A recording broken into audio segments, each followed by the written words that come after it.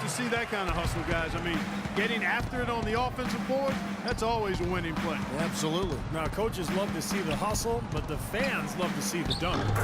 And the basket by Rubio. Brooklyn's gone 7 of 15 from three-point range tonight. They're not afraid of that shot. Here's Bennett. And he was fouled on the way up. 2 free throws now for him. Minnesota is in a bit of a difficult spot with their road games. They always have to travel a great distance to get to opposing sites because they're in the Western Conference, and that can take a toll over the course of the season. Gary Neal's checked in for Martin. I guess you could say those lengthy travel distances for Minnesota took their toll last year because the Timberwolves managed only 16 road wins a season ago. How about that play? Great body control, still manages to finish the play despite the contact. You know, when that whistle blows, you're not done. Get greedy and find a way to knock it down. Now, here's Bennett. He's got 10. They set the screen. Here's Andrews. So he gets the whistle. Contact on the way up, and 2 shots coming up. Well, guys, Minnesota was close to a 500 team last year at 40 and 42. But as you said, struggling on the road kept them, Steve, out of the playoffs. Well, to make the playoffs in the West, I mean, I think you have to go at least 500 on the road. And getting road wins is where Minnesota will have to improve to get back to the postseason. It appears as though the Nets have basically committed to winning now with the way they've handled contracts and trades, and as good as they are, you do have to wonder about their future. Payne, he's checked in for Minnesota. Now here's Wiggins. He's got 10. And misses it off the right side of the rim. Good, tough defense there. Getting a hand up, forcing that miss. Well, he's got the reputation of being a tough defender, and there was an example right there for him. Boy, taking it hard to the rack for the big throwdown. And give an unofficial assist, Clark, to his teammate for setting the screen that freed him up. Yeah, good call, Kevin. That was really the key to the play. With the Nets, as you said, a lot of older players on the roster, and they've had to surrender a lot of picks to get the talent they do have here. Wonder if that may come back to bite them. And Ricky Rubio gets the whistle that time. That's foul number 2 for him. And a new group out there on the floor for the Nets. And a change for the Timberwolves. Gorgie Dangs checked in for Nikola Pekovic. Now here's Williams. Lopez a screen. From 12 feet out. That's good. Lopez has got 12 points in the game. Well, for the Nets, Clark, the lack of draft picks most certainly will hamper them at some point. But if they are able to come out of the East and make big noise until then, people I don't think are going to mind. No, I agree with you there. I mean, it's going to be interesting. They do have the finances despite not having the draft picks, so perhaps they can land a couple of good free agents. That's good from Johnson on the assist by Williams. 6 points for Johnson. And guys, let's get your take on the hustle stats for Brooklyn. Their activity at the defensive end, Kevin, has been really impressive, attacking and coming away with steals. Another part of their game that's made a difference tonight is all the second chance points they've been able to get. For Brooklyn, they've gone 7 of 10 on their field goal attempts here in the third. Watch out now. Just floating to the rim on that slam. Boy, when he gets up and stays up. Boy, smooth and graceful. How about the hang time? That's impressive. Offensive rebound. Jang lays it up and banks it in. Jang's got his second basket of the night. It's a great play under the boards for him, and you know that's the standard that he sets. It seems like all those second chance points, I mean, they're there for him game in, game out. The shot's good from Lopez. And that's another assist for a team that is putting on a clinic on how to share the ball. I just love the mentality they've had. If a shot isn't there, they're not forcing anything. They're moving it side to side and working to get a good shot. Now, here's Rubio. He's got 11. Trying his luck deep. Payne's shot is good. Payne's got 6 points. Brooklyn's gone 1 of 3 from downtown since halftime. Lopez, a screen on Rubio. Williams dishes to Lopez. Good, great play by Williams to set it up. 16 points for Brook Lopez. Very effective screen to set up the jumper. That was the key to that play. Rubio the pass to Neal. And a wide open look here for Wiggins. And again, Minnesota with the triple. That's 2 straight quick three-pointers they've allowed. They better not make it 3 straight, because now all of a sudden you're looking at a hot streak. Lopez right side, and it's a defensive 3-second violation. He's gone 2 for 2 at the line so far. Brook Lopez. And so he hits the technical free throw. Well, the Wolves didn't have a hard time scoring against any team. They took it to another level, it seemed always against the East. Well, every time they played out of conference, it seemed like an up-and-down wild affair, and they were pretty good in those kind of games. And the Timberwolves making a change here. Muhammad's checked in, 6 to shoot. Plumlee sets the pick for Johnson. The Nets need to get a shot off here. Snatched up. Minnesota's gone 2 of 2 from long range in the third quarter so far. And Muhammad throws it down. Tell you what, he's not an easy guy to stop when he's got his sight on the rim.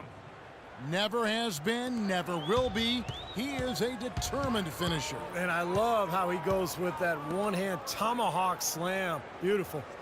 Here's Williams after the basket by Minnesota. Pass to Lopez. Lopez right side gets the 14-footer to fall. Lopez has got 9 points now in the quarter. As you said, with the Wolves, 3rd in the league when it came to scoring against the East, but they were also near the bottom in points allowed. Wiggins kicks to Payne. Nice ball movement by Minnesota. There's Neal with the 3. Trailing here in the game, you can look at his performance as a direct indicator of why they're losing. Outside Williams.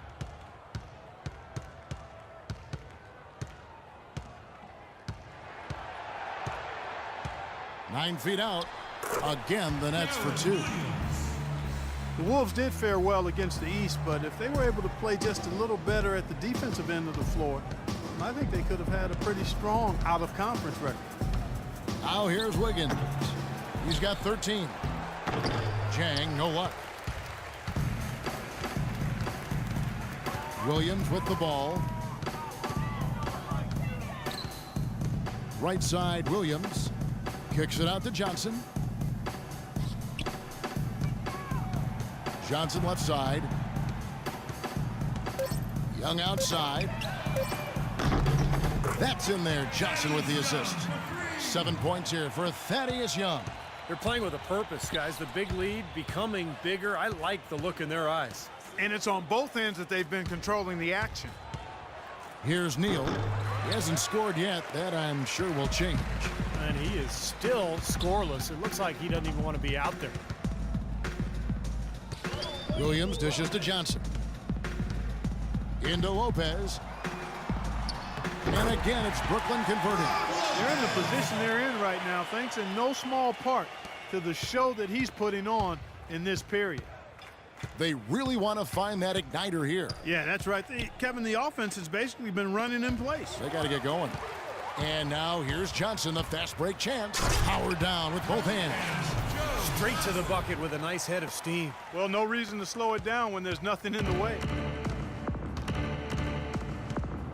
Wiggins passes to Neal. There's the pick. Inside. And Wiggins with the basket on the assist by Neal. Neal's got his 3rd assist on the night. Brooklyn with the ball. They're on a 12-4 run right now. Lopez a screen. Plumlee sets the pick for Williams. Johnson wide open. He fires. Another one falls for Brooklyn. What a tremendous feed from Williams. Great awareness.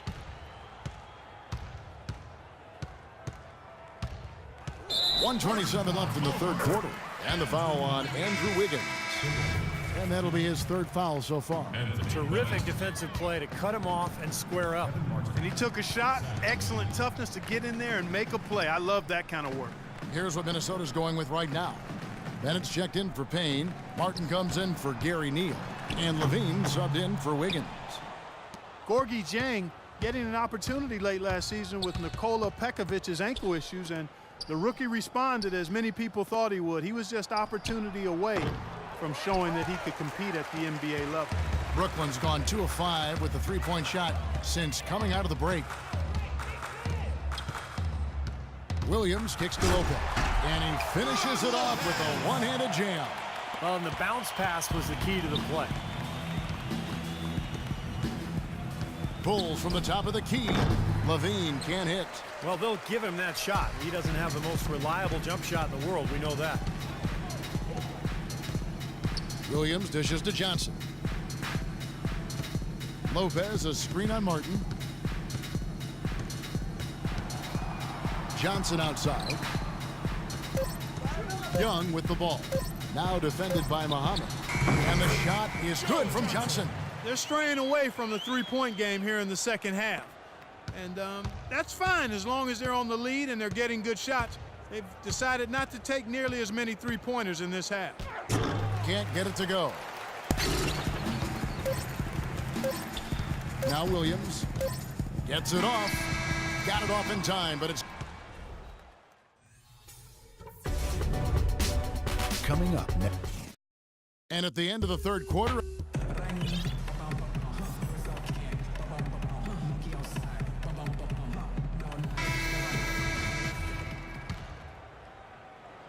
Here's Mr. Perfect. They've got Houdini. Mr. Perfect out there with Bennett. Then there's Webb. And it's Fresh in at the 4. So that's the lineup for Brooklyn. Now here's Bennett. The jumper from the free throw line is good. Bennett's got the fourth quarter going with the first basket of the period here for the Nets. Knocked away. Here's Raja. Oh, my goodness. What a huge play. Here he comes, and there he goes. Look at him punish that rack. You know, the guys on the bench are going crazy right now at the sight of that jam. There's the screen. Well, you know, this last draft class was one that had been hyped up for such a long time with the big names, primarily Wiggins, Parker, and Embiid, all being viewed as potential franchise players. I'm not quite sure of that, but they certainly are tremendous talents. A lot of teams knew that, and it became a bit of the race to the bottom for some franchises. So it's Minnesota now, following the bucket by the Nets. Martin with the bucket. I tell you what, fellas, he loves those mid-range jumpers. I mean, that's where he makes his money. Here's Mr. Perfect. Goes up on the wing, and the basket by Webb. Steve, you were general manager in the NBA and NBA coach now, but you know that the teams that know they're not going to make the playoffs will play younger players as opposed to perhaps some veterans, giving those younger players time to develop, maybe not necessarily securing wins, but certainly securing experience for those kind of players. Well, securing experience and then also securing a high draft pick. And obviously, you know, you have to get lucky and hit on a star player at some point. But I think it's the preferable method for teams to go that route these days rather than to just hang around the middle of the league in mediocrity. Levine, and lots of contact there. Missing the shot. He'll shoot 2. Zach LaVine, a bit of a late bloomer. Wasn't a top recruit until he hit a late growth spurt in high school. Now he's a 6'5" combo guard. Came out of UCLA after one season. Still a bit unproven, but one of those upside picks because of his athleticism and shooting range. And we're around 2 minutes into the fourth quarter here. Here's Raja. And so he draws the foul on the shot. A trip to the line to shoot 2.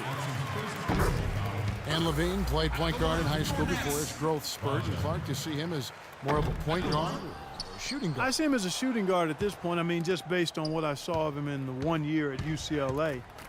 Tremendous athleticism. He's a bouncy young fella. Streaky shooter at this point. But I like his energy level. He's going to be a guy that has a chance, I think, to be a really good two-way player. The Timberwolves have gone 2 of 4 from the field since we started the final quarter of play. Kevin Martin on the wing. Puts it up from 15. That doesn't go either for Martin. Boy, we don't see that too often. No defender on him, and he just clanks the open jumper. Off the mark there with the three-point shot. Well, remember, he made 2 3-pointers in the first half, but has not been able to get anything to fall here in the second. Been a rough shooting night for him, but I don't mind that shot. He had a good look at it. Here's Mr. Perfect, and that one's good. Mr. Perfect's got 39. Boy, don't you just admire that tenacity he shows out on the floor.